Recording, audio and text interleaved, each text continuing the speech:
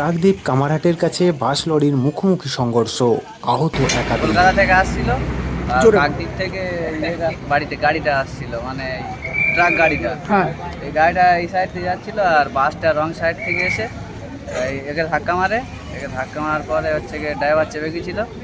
এবারে স্থানীয় লোকেরা এবারে গাড়ি দিয়ে টেনে বার করেছে লোকটাকে, মানে ড্রাইভারটাকে বার করার পরে এবার উদ্ধার করে গাড়িতে করে হসপিটালে পাঠিয়ে দিয়েছে। কাকদ্বীপের কামারহাটের কাছে ভয়াবহ পথ দুর্ঘটনা।